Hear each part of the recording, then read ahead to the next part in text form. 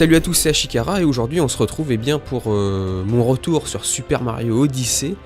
Et avant ça, je vais vous parler un petit peu de la Nintendo Switch que j'ai depuis 3 mois maintenant environ. Et je dois dire, je suis super ravi de ce hardware. Franchement, le concept de la console m'intéressait et à l'usage, c'est encore mieux. En fait, c'est vraiment en l'utilisant qu'on se dit ouais, c'est vraiment une super bonne idée. En fait, le côté jeu vidéo immédiat, j'ai trouvé ça excellent. On retrouve un peu le délire qu'on avait sur nos DS ou 3DS, genre on referme la console et plus tard on la rouvre et on reprend le jeu là où on en était. Là c'est pareil, en fait la Switch, on se dit tiens j'aimerais bien jouer, et moins de 10 secondes après on est à nouveau dans le jeu là où on l'avait laissé. Qu'on soit en portable ou en console de salon, c'est ça qui est vraiment bien. On n'a pas... j'allume ma console, j'ai l'écran avec le logo, j'arrive sur le menu, alors là il y a jeux, multimédia, Netflix, je sais pas quoi. Non, là vous allumez votre console, le téléviseur s'allume direct, hop, le jeu repart où vous en êtes. Pareil en version portable. C'est vraiment super bien. Après, je m'aperçois que je joue autant en version portable qu'en version salon, alors qu'à la base c'était vraiment dans l'idée d'acheter une console de salon. Mais je m'aperçois que des fois je la prends comme ça pour jouer 5 minutes en version portable. Et je trouve que la Switch fait vraiment office un peu de best-of Nintendo de ce qu'ils nous ont fait pendant ces 30 dernières années. La console compile en gros à peu près tout ce qu'ont apporté les consoles d'avant. Elle est portable, avec un écran tactile, du motion gaming, évidemment il y a des boutons de tranche, des sticks, enfin tout ça, mais on retrouve en fait tous les éléments des anciennes consoles, mis à part peut-être la 3D relief qu'il y avait sur le Virtual Boy ou la 3DS qui n'a pas été repris. La Switch vraiment compile à peu près tout le savoir-faire Nintendo, même la Wii U. La Wii U, franchement, pour moi, qui était une console de merde. Je parle pas des jeux, il y a des jeux excellents, et on va dire le hardware. Franchement, je trouve que le concept était nul à chier. C'était vraiment une console ratée. Vraiment une console. La Wii U, pour moi, est une console ratée complètement. Et la Switch arrive à reprendre le concept de la Wii U, mais en réussi, quoi, ce coup-ci. Enfin, c'est en allant jusqu'au bout et en ayant un truc cohérent, quoi. Donc voilà, déjà, la Switch, c'est vraiment une super console et j'attends de voir la suite. Mais là, si c'est comme... Je pense pas que ça sera comme cette année 2017, on peut pas lâcher des gros jeux comme ça autant tous les ans, mais c'est bien parti. Franchement, c'est bien parti. Alors maintenant, ce qu'il en est pour Super Mario Odyssey. Bon, vous le savez, je suis un très gros fan des Mario 3D. Hein, je les ai tous faits sauf 3D World. Et bon, Super Mario Odyssey... C'est vraiment un super bon jeu. C'est un super bon jeu, il a énormément de qualité. Je pense que la première, c'est son gameplay. Le jeu est d'une fluidité, enfin c'est agréable. Le feeling qui en ressort du gameplay, c'est incroyable. Rien que jouer Mario, c'est un kiff en soi. Déplacer Mario dans un univers en 3D est un kiff. Alors ça a souvent été le cas avec les Mario 3D, hein. C'était le cas avec 64, avec Galaxy, mais là c'est encore plus fort, quoi. Voilà, donc en termes de gameplay, c'est vraiment génial, et moi c'est quelque chose qui me touche beaucoup dans les jeux vidéo, c'est-à-dire que j'ai des jeux que j'aime énormément pour la façon dont on déplace notre personnage. Je sais pas, des jeux qui n'ont rien à voir, mais Hotline Miami ou Metal Gear Solid 5, c'est des jeux que j'adore, parce que la manière de comment on déplace son personnage dans le jeu. Et là, Mario Odyssey, c'est ça, j'ai jamais pris autant de plaisir à diriger un personnage dans un univers en 3D dans un jeu de plateforme. Donc ça, c'est le gros point positif du jeu. Le jeu aussi est généreux, il est long. Il y a un bon gros endgame. Après, on va dire la première fin, après l'affrontement avec Bowser comme à chaque fois. Ça débloque des nouveaux niveaux et il y a encore, je crois, 200 étoiles. Il me semble qu'il faut arriver en fait à 500 étoiles pour débloquer tous les niveaux, arriver à la vraie fin du jeu en fait. Après vous avez un 100% à 999 étoiles, mais en gros à 500 étoiles, voilà, c'est là que se passe la vraie fin, et pas, il me semble c'est à 300 la première fois qu'on affronte Bowser, à vérifier. Donc voilà, un jeu quand même généreux, avec des mondes, pas mal de mondes vastes, franchement des mondes beaucoup plus grands que les opus précédents, et moi je suis particulièrement fan de ça. C'est-à-dire que je suis beaucoup plus de l'école 64, Sunshine et Galaxy, avec des gros niveaux, quelques grands niveaux, plus que la fragmentation de plein de petits niveaux, comme dans Galaxy 2, même si Galaxy 2 est fantastique. Hein.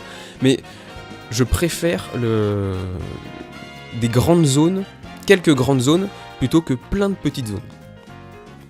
Alors techniquement aussi, le jeu est tient vraiment bien la route. Il est vraiment beau. Le jeu est vraiment beau et étonnamment, je sais pas, mais il est plus beau en version console de salon. C'est-à-dire que je trouve que sur l'écran de la console, en version portable, c'est quand même moins beau. Alors c'est toujours aussi fluide, il n'y a pas aucun problème là-dessus, mais le jeu est quand même plus beau en version salon. Et j'ai l'impression que ça dépend des jeux. Enfin, j'ai l'impression que les jeux de Nintendo... Non, remarque, non, ça dépend. Zelda est plus beau en portable, Mario est plus beau en salon. Les jeux éditeurs tiers, moi j'ai vu que Rocket League, Doom ou même Skyrim sont beaucoup plus beaux en version portable. Alors je sais pas, je l'ai pas vu, mais c'est ce que j'ai lu. Là, Mario, c'est en version salon qu'il est le mieux. Alors bon. Donc, je sais pas vraiment si avec la Switch il y a une règle pour ça, mais bon, rien de catastrophique en version portable, mais le jeu est quand même plus beau en version salon. C'était juste pour dire que techniquement, le jeu tient la route sans problème. Alors maintenant on peut parler des points qui fâchent, parce que même si j'ai trouvé Super Mario Odyssey très bien, hein, c'est un très bon jeu, ce n'est pas un chef-d'œuvre. Pour moi c'est pas un chef-d'œuvre, c'est pas, si vous voulez, c'est pas Mario 64 ou Mario Galaxy qui sont, à mon sens, hein, des chefs-d'œuvre.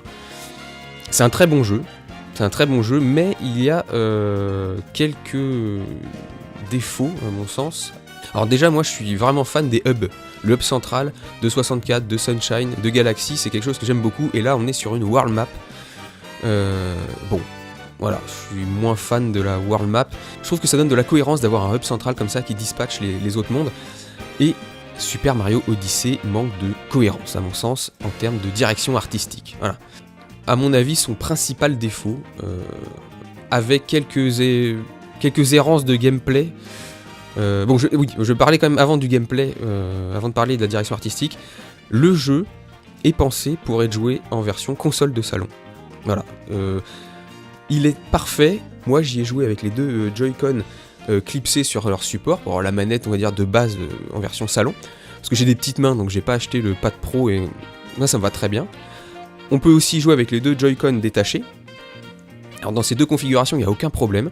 Parce que, en gros, si vous voulez, avec le stick gauche, vous dirigez Mario, avec le stick droit, vous dirigez la caméra, et avec le motion gaming, vous dirigez la casquette, qui est la grande feature de ce jeu. Donc ça marche super bien avec la manette, les Joy-Con en fait dans chaque main ou clipsés sur leur support. Mais en version portable, une fois que vous avez la console avec les deux Joy-Con clippés sur l'écran, eh bien il vous manque des mouvements de casquette en fait. Vous pouvez toujours la lancer avec Y, mais genre le coup circulaire, vous êtes obligé de balancer votre console portable dans tous les sens, ça marche une fois sur deux. Alors il y a des petites combines, genre vous faites des 360 avec le joystick et ensuite vous lancez votre casquette avec Y. Enfin, moi j'ai l'impression de jouer Zangief ou T-Hawk et en train de bourrer des 720, enfin c'est absolument pas pratique. Donc petit bémol d'un point de vue gameplay, le gameplay n'est pas accessible à 100% en version portable, ce qui est assez étrange. Autre point négatif du jeu avant d'aller sur la DA, j'y repense, c'est le level design. Le level design est bon, c'est un bon level design, il y a plein de trouvailles, mais il n'est pas révolutionnaire. Il n'y a pas d'effet comme Mario 64 ou Mario Galaxy en disant « Ok, ça j'ai jamais vu ». Non, là c'est un bon jeu de plateforme, c'est hyper solide, mais le level design n'est pas révolutionnaire. Parce que je pense que Super Mario Odyssey est un très bon jeu, mais ce n'est pas un jeu révolutionnaire. Alors est-ce que la saga Mario avait vraiment besoin aussi d'une révolution ? C'est-à-dire que Mario 64 est sorti il y a plus de 20 ans, il y a eu quoi, 6 jeux de Mario 3D depuis 96. Est-ce qu'on avait vraiment besoin d'une révolution de la formule ? Je ne le crois pas. Alors qu'effectivement avec Zelda, on est arrivé à un essoufflement de la formule, et Breath of the Wild a fait énormément de bien en renouvelant la formule Zelda. Mario 3D, je suis pas sûr qu'on soit arrivé à saturation, et donc il ne renouvelle pas, il ne révolutionne pas la licence ni le genre, mais je suis pas sûr qu'il y en ait besoin. Alors maintenant je vais aborder, pour moi le point qui fâche le plus, c'est la direction artistique, qui est à mon sens incohérente. Il n'y a pas de cohérence dans la direction artistique, et on peut pas me sortir l'argument bidon que j'ai vu partout, oui mais c'est Super Mario Odyssey, c'est l'Odyssée, tu comprends, il change de pays alors, et ben ça change de tout au tout. Ouais non les gars, non ça marche pas ça, enfin, dans Mario Galaxy, changer de planète, voire de galaxie, c'était pas sur la même planète, là on change juste de pays, et dans Galaxy, la DA était complètement cohérente, c'était varié mais cohérent. Là c'est n'importe quoi. C'est n'importe quoi, j'exagère. En fait, on était habitué à New Donk City parce que c'était le premier niveau qui nous a été dévoilé, donc on s'est dit, ok, bon, Mario est dans un niveau réaliste, avec des personnages réalistes. Bon, moi perso j'aurais préféré des personnages basés sur le physique de Mario, en fait, d'autres humains, mais comme Mario, un peu cartoon. Bon là ils étaient tous hyper réalistes, avec des voitures réalistes, à la limite, clin d'œil à Donkey Kong de 1981. Ok, je veux bien.